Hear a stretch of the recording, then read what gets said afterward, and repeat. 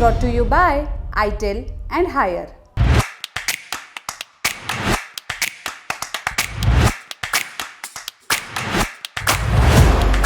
Jeans की जेब के भीतर एक छोटी सी बउआ पॉकेट क्यों होती है? आईपॉड नैनो के लॉन्च के वक्त स्टीव जॉब्स ने भी यही चिरकालीन सवाल पूछा। कुछ लोग बताते हैं कि ये बउआ पॉकेट सिक्के रखने के लिए होती है, कुछ कहते हैं चाबी रखने के लिए।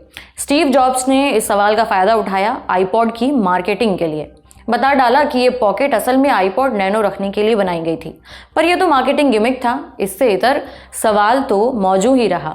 ऐसे ही कई रोचक सवाल, रोचक किस्से जुड़े हैं इस कपड़े से, जिसकी जड़ें समाज में बहुत गहरी हैं, जिसे कभी स्कूलों में बैन कर दिया गया, जिसकी वजह से रेप का एक आरोपी सजा से बचा, जो विरोध का पर्याय भी बना, जिसे पहनकर लोगों ने बर्लिन की दीवार तोड़ी।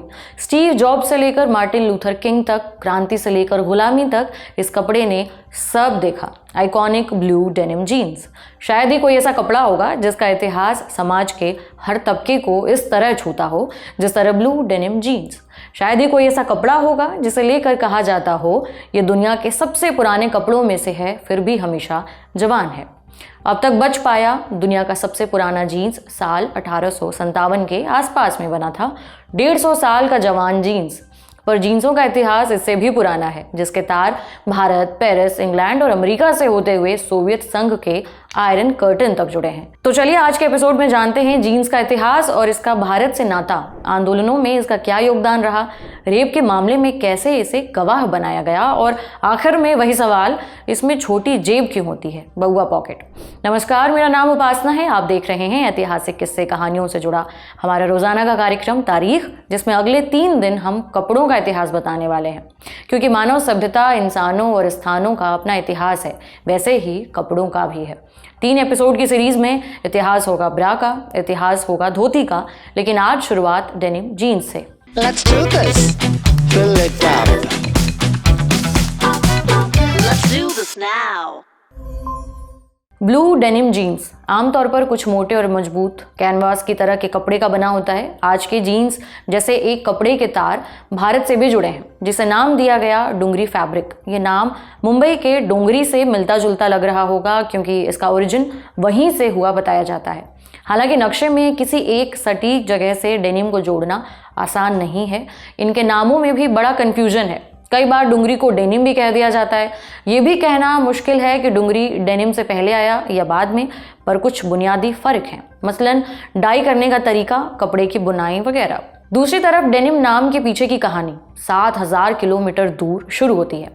एक धड़ा कहता है कि डेनिम फ्रेंच सर्ज दा नेमिस से आया है, जिसका मतलब होता है फ्रांस के नेमिस कस्बे से ताल्लुक रखने वाला सर्जे कपड़ा। इस नाम की उत्पत्ति पर भी सवाल उठाए जाते हैं। एक्सपर्ट्स कहते हैं ये नाम इंग्लैंड में 17वीं सदी से जाना जाता रहा है, इसलिए शायद ये कपड़ा यहीं बनता हो, ना कि फ्रांस में।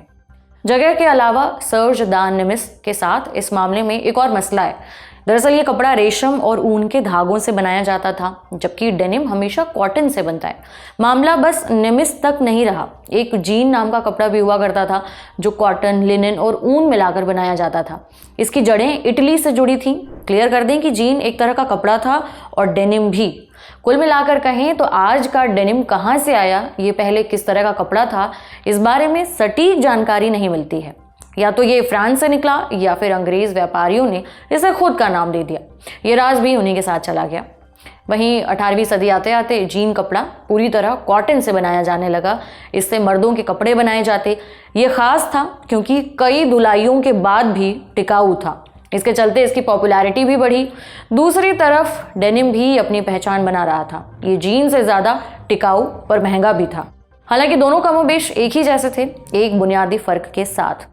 डेनिम की बुनाई में एक धागा रंगीन और एक धागा सफ़ेद होता था, वहीं जीन में दोनों एक ही रंग के होते थे। फिर यह अटलांटिक पार करके अमेरिका पहुंचा। साल 1789 में स्थानीय रोड आइलैंड अखबार में डेनिम शब्द का शुरुआती जिक्र मिलता है। साल 1792 में आई किताब the weavers draft book and clothiers assistant में डेनिम बुनने की टेक्निकल बातों का भी जिक्र है। बहरहाल सवाल ये मोटा कपड़ा पहनता कौन था, इसका है। शुरुआती दौर में डेनिम कामकाजी लोगों यानी कि ब्लू कॉलर वर्कर्स का कपड़ा था, क्योंकि ये आरामदायक भी था, चलता भी ज्यादा था। इसकी एक उपयोगिता गोल्ड रश में भी देखने मिली, जब हजारों लोग अमेरिका के कैलिफोर्निया में सोने की तलाश में पहुंच रहे थे। पहाड़ों में चढ़ने और धूल मिट्टी की रगड़ में आम, कॉटन या ऊन के कपड़े जल्दी फट जाते थे। फिर लेवाई स्टाउस और जैकब डेविस नाम के लोगों ने एक काम किया, डेनिम के कपड़े से ऐसे पैंट बनाए जो ज़्यादा टिकाऊ थे। डेनिम कपड़ा मोटा था, काम करने में आसानी भी रहती थी। कुछ और भी प्रयोग इस पोशाक में किए गए। दरअसल पैंट जहाँ से ज़्यादा फटते वहाँ उन्होंने कॉपर रिवेट लगाए, या कहें तांबे की कील जैसी चीज़ें। इनकी छाप आज के जीन्स में भी देखने को मिलती है।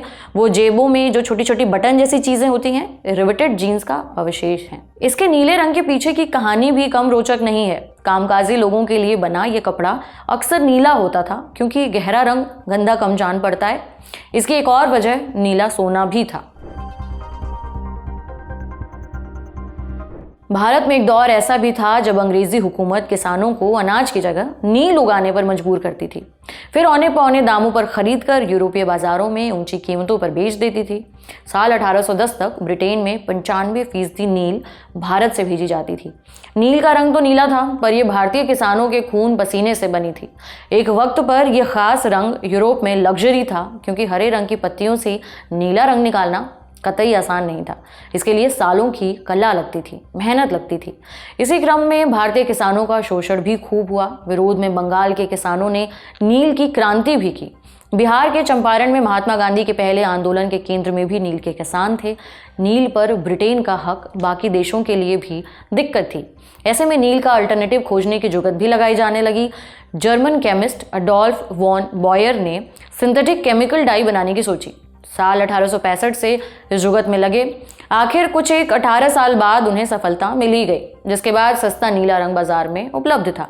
इसी क्रम में डेनिम का स्वाभाविक रंग भी नीला बन गया। कामकाजी लोगों के लिए ये रंग स्टाइल से ज्यादा जरूरत रहा, पर यह जरूरत एक वक्त में फैशन में भी बदली। नीली डेनिम पैंट्स यानी जीन्स लोगों के जहन तक दस्तक दे चुके थे।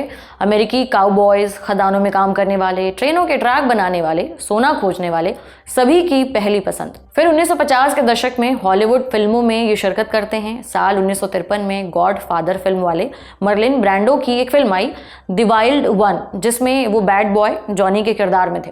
लिवाइस 501 जीन्स और लेदर जैकेट में। बीबीसी में छपे एक लेख के मुताबिक साल 1953 में 15 साल के लड़के मार्लिन ब्रांडो बनना चाहते थे। हॉलीवुड के कॉस्ट्यूम डिजाइनर बैड बॉयज को डेनिम पहना देते थे। अगले साल 1955 में रेबल विदाउट अ कॉज नाम की फिल्म आई। उल्टा कबीर सिंह, क्योंकि वो कहता था I am not a rebel without a cause sir. खैर 1955 में आई फिल्म का किरदार जेम्स डीन ने निभाया और फैशन में अपनी छाप छोड़ी। इन दोनों फिल्मों के किरदार डेनिम जीन्स पहनते थे। बागी किस्म के थे, जिसकी वजह से युवाओं में इन्हें पहनने का चस्का बढ़ा। दूसरे विश्व युद्ध से लौटे सैनिक भी मोटरसाइकिलों में डेनिम पहनकर घूमते। विश्व युद्ध की वजह से ही जीन्स यूरोप और जापान तक भी पहुंचे थे, क्योंकि ज़्यादातर अमेरिकी सैनिक वर्किंग क्लास से थे, जो घर की याद और सिंबल के तौर पर गर्व से विदेशी धरती पर जीन्स पहनते थे। लेकिन इनकी बागी छवि इतनी बढ़ी कि एक वक्त में जीन्स अमेरिकी स्कूलों में बैन किए जाने लगे।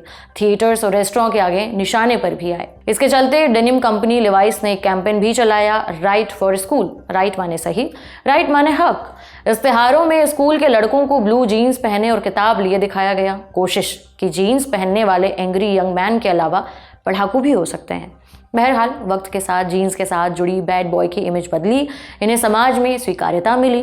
Take founder Steve Jobs, Jeff Bezos से लेकर स्टैनफोर्ड के न्यूरोलॉजी प्रोफेसर रॉबर्ट सप्लॉस्की भी नीली जीन्स में नजर आए। आखिर समाज ने इन्हें अपना ही लिया, पर जीन्स का एक रिश्ता महिलाओं के चरित्र से जरूर जोड़ा गया।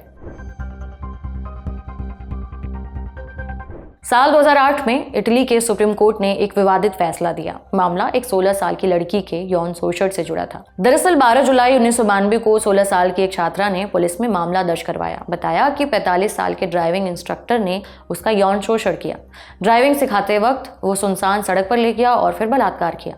मामला निचली अदालतों में चला। सभी गुनाहों का दोषी पाते हुए 2 साल की सजा भी दी गई। इसके खिलाफ आरोपी ने इटली के सुप्रीम कोर्ट में अपील की। मामला पहुंचा। आरोपी ड्राइविंग इंस्ट्रक्टर ने अपना पक्ष रखा। कहा कि उसके और स्टूडेंट के बीच यौन संबंध रहे हैं, जैसा कि उसने बताया, पर सहमति के साथ। इसी क्रम में एक विवादित तर्क रखा। कहा कि उस वक्त लड़की ने स्किनी जीन्स पहन रखा था जो कि काफ़ी टाइट था। इसी वजह से बिना सहमति के यौन संबंध बनाना मुमकिन नहीं था जब तक लड़की की मर्जी ना रही हो। इस पर कोर्ट का फैसला भी आया, डिसीजन नंबर 1636/99।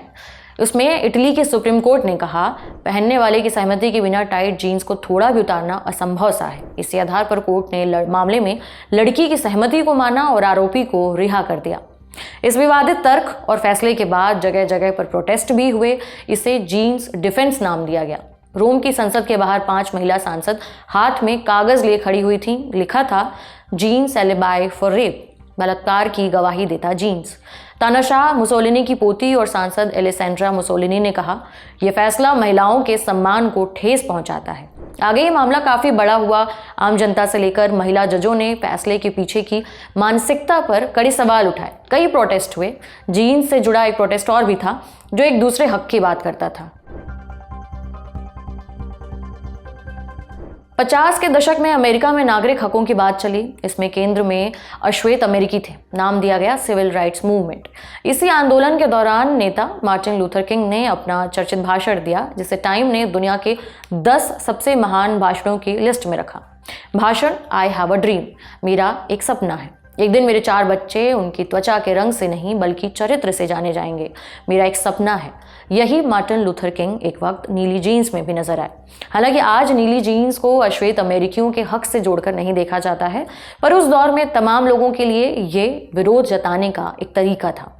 नीला डेनिम ना सिर्फ वर्किंग क्लास लोगों की यूनिफॉर्म था बल्कि गुलामी के दौर में अश्वेत अमेरिकियों की पोशाक भी था। ब्लू कॉलर वर्कर्स के बीच भाईचारे का प्रतीक था। ये जेंडर इक्वालिटी को भी बताता था क्योंकि मर्द औरत दोनों ही एक जैसा जीन्स पहन सकते थे। प्रदर्शनों में पहने नजर भी आए।